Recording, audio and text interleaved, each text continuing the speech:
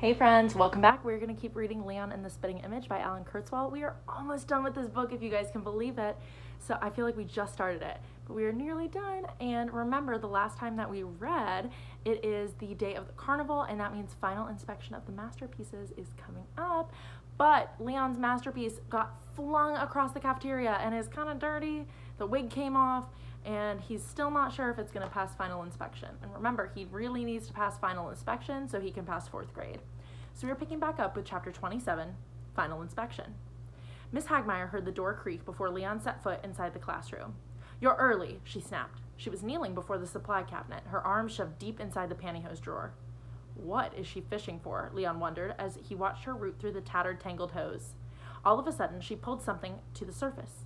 It was the black binder. "Why aren't you still at the banquet?" Miss Hagmire demanded. "I just wanted to check over my masterpiece," Leon said. "And while I'm at it, get a look at that binder," he thought to himself. "A bit late for that, isn't it?" Miss Hagmire grumbled. She reached into another drawer and removed some translucent white cloth, which she pinned to her wig. Leon now had 2 reasons to stare at his teacher. "It's a wimple," Miss Hagmire clarified, touching the delicate head cover. She shut the cabinet doors and replaced the padlock. "My one concession to carnival clothing." "It looks good," said Leon. "Skip the flattery, Mr. Ziesel. If you have things to check, get checking. Final inspections begin in exactly 7 minutes. Miss Hagmire walked to the front of the room. Leon sat down and pulled a needle and thread from the cubbyhole of his desk. Before he tended to the doll, he propped up his medieval reader like a castle wall to block out unwanted attention. The leg gash was worse than he had feared. Lumpkin's sidewinder had destroyed a seam that stretched from boot to buttock. The damage penetrated all 3 layers of the doll's leg: the liver-colored stocking, the skin of the pale white cotton below it, and the pantyhose core. In fact, the wound went so deep it exposed a small length of coat hanger bone. A doll wasn't the only one harmed. Leon had a nasty welt on his hand, compliments of Lumpkin's soup spoon. He ignored his own injury, however, and focused on the doll's. It was far more serious. Leon rewrapped the exposed leg bone, folded one edge of the white cotton skin over the other, made a few overcast stitches just above the boot, and checked his work. Not good enough, he decided. The pantyhose stuffing was pushing against the seam, spreading the stitches to unacceptable widths. Standard overcasting, Leon concluded, would never meet the Hagmire minimum of 4 s.p.i. That meant figuring out a different method of repair. Leon cut through the thread with his string ring and started over. He was just pressing the 2 edges of cotton together. They reminded him of a pair of lips, when Mr. Hankey passed by, clanging his bell. "Finally," said Miss Hagmire. "He's 3 minutes late." Lily Matisse and P.W. were the first to return from the banquet. They rushed straight over to Leon. P.W. placed the pouch and spit bottle behind the medieval reader. "You ran out of the lunchroom so fast you left these behind," he said. "Thanks," said Leon distractedly. He shoved the bottle into his desk. "So," said P.W., "have you lost power?" Leon bent the arms of the doll a couple times and glanced over at Miss Hagmire. "She's not responding," said Lily Matisse. "I know," said Leon. "For the moment, I'm getting 0 reaction." "But that could change, right?" said Lily Matisse anxiously. "Of course it could change," said P.W. Leon finished off a stitch and looked up. "We'll know for sure after I fix the rip." "Will you be done by inspection time?" Lily Matisse asked. Leon sighed. "Not if I have to keep answering questions." "Got it," said P.W. "Ditto," said Lily Matisse. They let him get back to work. Pinching the material together with one hand while working the needle with the other, Leon tackled the repair with the intensity of a crackerjack surgeon performing a life-saving procedure. In fact, he was so busy tending to his patient, he didn't hear the class being called to order. Miss Hagmire silenced the students with a wave of her needle. "Apprentices and potential masters," she said, brushing the gauzy see-through wimple away from her face. "Our year together began when I wrote out the model of a medieval master. A place for everything and everything in its place. 9 important words for 9 important projects." She aimed her needle at the counting-house tally. "That timeline tells the story of those projects, as well as my efforts to use them to turn all of you into masters. Today we will see if a year of discipline and diligence has paid off. When I call your name, approach the desk with your submission. If you wish, you may describe it briefly. I will then conduct my inspection, which will conclude in the usual manner, by the measurement of a seam. If the seam satisfies my s.p.i. standards, I will declare you a master of the guild and will send you to the counting-house tally with these snagglers." Miss Hagmire tapped a giant pair of scissors. "Advance your spool to the end of the tally and use the snagglers to snip it free. Once you have done that, return the scissors to me and sit down with your spool and submission." "Does that mean we get to keep our masterpieces?" Lily Matisse asked. "I said no such thing, Miss Jaspro," Miss Hagmire said. "Now let's begin. Breed, Antoinette." Antoinette stood up and faced the class. "My masterpiece, by Queen Antoinette. My masterpiece is an Irish wolfhound." She held out a stuffed dog with a glittery rhinestone collar. Irish wolfhounds are the most regal dogs in the world. Gentle when stroked, fierce when provoked. That's their motto. They were introduced, Leon tuned out. For the first time all year, for the first time in his entire life, he was happy his last name started with Z. It gave him more time to work. Antoinette's wolfhound passed with a stitch count of 7 s.p.i. PW's masterpiece, a 3-headed dragon, got approved with a respectable 6. Lily Matisse presented a jazzed-up winter rabbit with tie-dyed lavender ears. Miss Hagmire criticized the bunny's flamboyance, but felt compelled to okay it since its stitch count measured a 9, more than twice the minimum. Even Henry Lumpkin earned the title of master for a 5 s.p.i. pit bull made from a material that matched his olive drab army jacket. 17 animmiles passed under the tape measure. 17 masters entered the guild. 1 submission remained. Ziesel, Leon, said Miss Hagmire. Leon slipped his masterpiece into its pouch, lowered the medieval reader, stood up, and approached the front of the room. He was unsure whether the doll's loss of signal power was temporary or permanent, but he decided not to take any chances. He gingerly loosened the drawstring on the pouch and pressed up from the bottom until the head of the doll poked out like a push-pop. Then he peeled down the pouch, careful not to touch the doll inside. As soon as he deposited the masterpiece on Miss Hagmire's desk, he cleared his throat and said, "We've been told it's the job of an apprentice to make a masterpiece worthy of a master. Well, that's what I've tried to do." The big Miss Hagmire took one look at the little Miss Hagmire and instantly started to shake. But Leon, it's me." "No, Miss Hagmire," Leon corrected firmly. "It's your spitting image." The doll knocked the stuffing out of Miss Hagmire as effectively as Lumpkin had knocked the stuffing out of the doll. It took her nearly a minute to recover. Once she had, she inspected the masterpiece with an odd, almost greedy silence.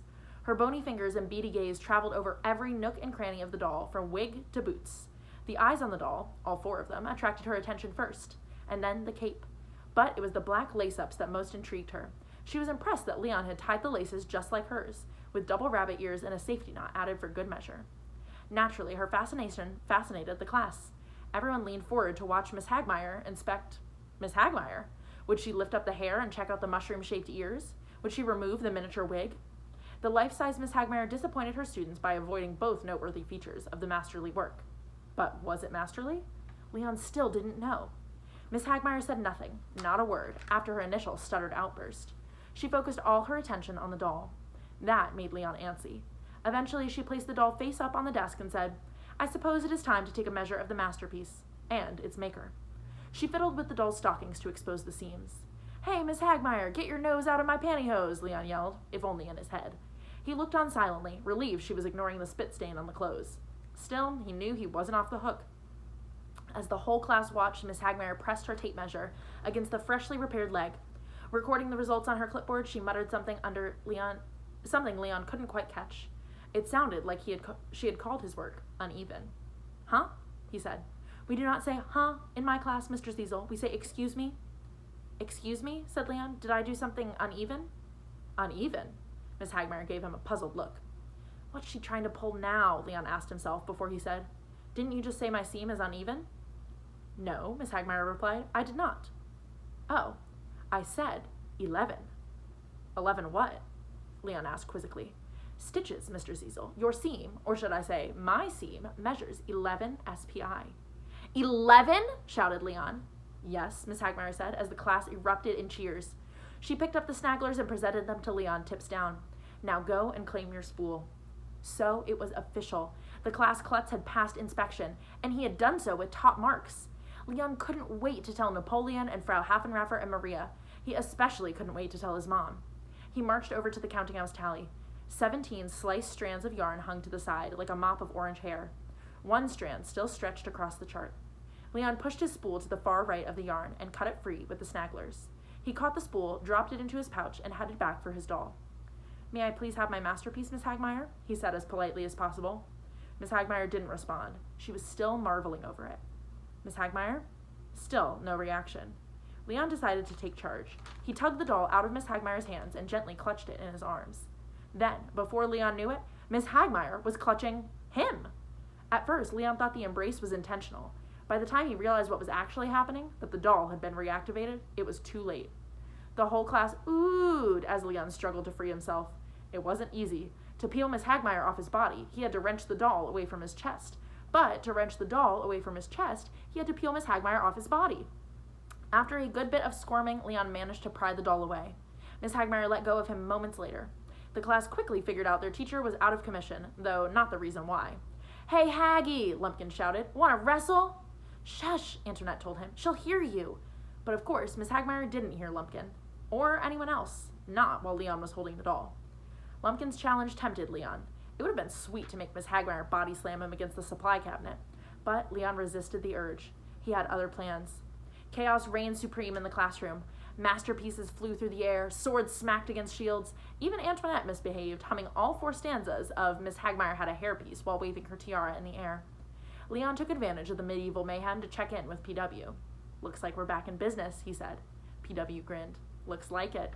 He tapped his pocket. "The crowning apparatus is fully operational. Commence launch sequence whenever you're ready." Chapter 28, The Binder of Bonding. Leon released Miss Hagmire from her trance once he was safely in his seat. After she regained control of her mind and body, and the instructional needle, she instantly took hold of the class. "Now that all of you have finished your presentations," she said, "I wish to make one of my own. It concerns the business of animals." "We know all about that business," PW muttered, rubbing his fingers together like a miser. Miss Hagmire chuckled ruefully. "You don't actually believe those rumors, do you, Mr. Dabandana, about the evil hag who sells her students animals for vast sums of money?" The class exchanged looks. Miss Hagmire had never chuckled before, not even ruefully. Then again, she'd never done a lot of things she was doing now. Resting her needle on the desk, she reached for the binder and with both hands raised it in the air. Even from the back of the room, Leon could see the cover had the letters S.O.V. exactingly chain-stitched across the front in light blue thread. "This," said Miss Hagmire, "is what the monks of the Middle Ages would have called a codex of connection. I will spare you the Latin. It is a book that ties together the work of master and apprentices. It is, in other words, a binder of bonding." "A binder of bondage is more like it," Leon whispered to Thomas. Miss Hagmire heard the remark. "Bondage, Mr. Ziesel? So you think you are my slave?" "No, Miss Hagmire," Leon replied. Just the opposite, he thought to himself. Miss Hagmire lowered the book. "You went from 2 s.p.i. to 11, from the bottom of the class to the top, from apprentice to master, from making a lumpy, lifeless snake to an animile with perfect seams. Don't you think it was worth a bit of bondage?" "I guess," said Leon. "Perhaps you will be better convinced after you have examined the Hagmire Codex." The first thing that caught Leon's eye after he lifted the cover of the binder was a photo. Item, snake. Animile, number 1. Maker, breed, Antoinette. s.p.i. 5. Completion date, 9/14.